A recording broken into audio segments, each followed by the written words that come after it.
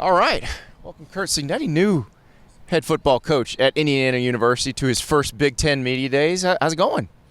Going good. You said to me, I said, there's a little different Sunbelt Media Day at JMU last year. I guess football.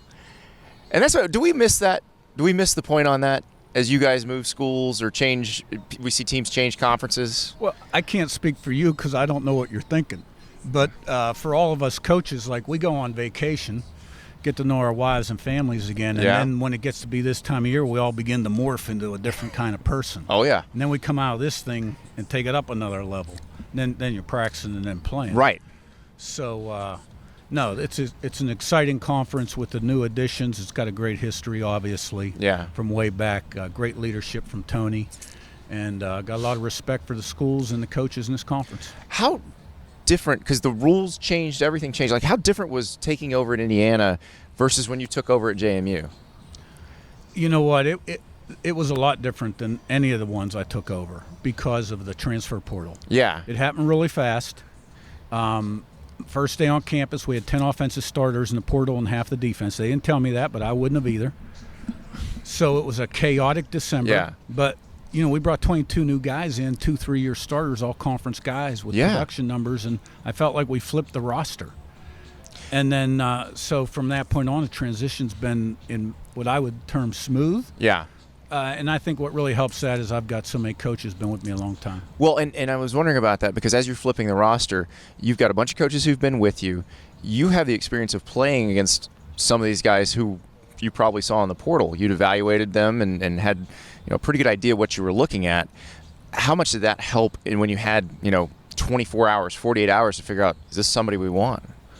Well, it helps a lot because maybe, like you said, you've got previous evaluations, and then they're all high character guys, and to me it means production over potential, which I say.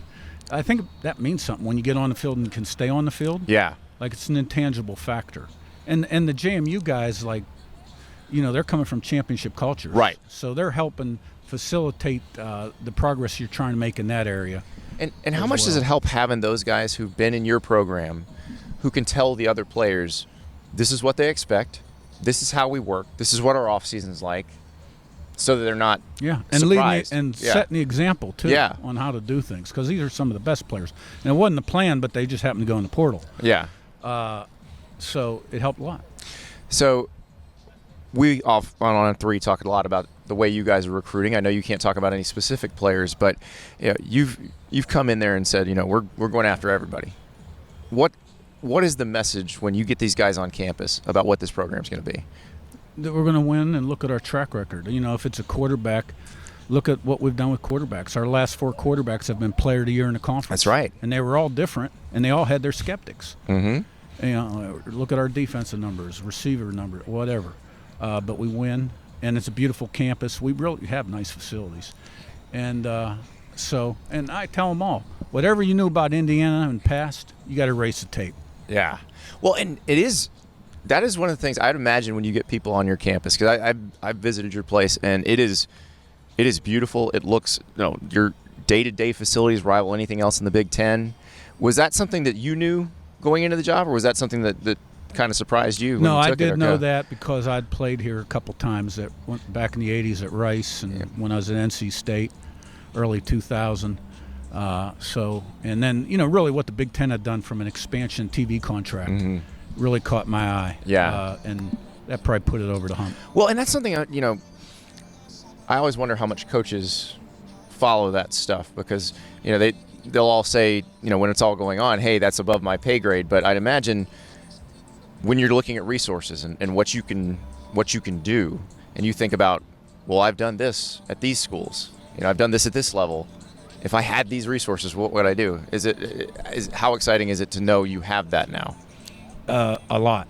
And you're right. I mean, you do have to be in tune with what's going on out there, especially today, because there's so many changes happening fast that are really going to influence a lot of areas of your program. Yeah. And but all the arrows were pointing up, and here we are. So Curt Rourke comes in through the transfer portal. That's a guy who's production over potential. I mean, his production's off the charts throughout his career. What's it been like with working with him? It's been good. I sleep better at night. You know, he had a good spring. Yeah. He's had a great summer. Has to take a step in fall camp, but it's a guy that's won a lot of football games, engineered a lot of 2-minute drives, thrown a lot of touchdown passes, can get you back to 2nd and 10, knows how to play quarterback. And so, you know, I think he's a good get, and Taven Jackson's gotten better as well. Yeah. And you got to Indiana, and you said, yeah, we want to beat Purdue, of course. But we also want to beat Ohio State and Michigan. A lot of coaches wouldn't do that. Like, what goes into that, like, being willing to make that statement? Well, you know, when you're 62, 63 years old, you lose your filter a little bit. Oh, yeah. But, I've been around this game for a while. And, you know, this is the entertainment business. Thank you.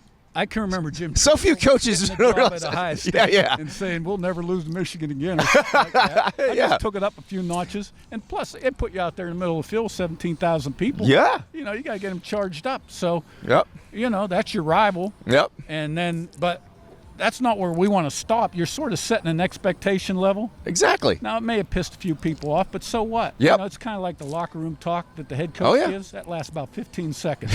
And you got to play the game. Exactly. Well, Jim Harbaugh stood on that stage 3 years ago and said, we're going to beat them or die trying. And damned if he didn't beat them. So sometimes you speak it into existence. So it's beautiful. We were entertained then. We'll be entertained by you guys, I guarantee, this year. No doubt. Coach, appreciate it. Thank you. Thank you so much for that. Thank you so much for watching. Just a reminder, subscribe to this channel right here so you never miss an episode of Andy Staples On 3. And oh, by the way, watch all the other great videos on the On 3 Sports YouTube channel.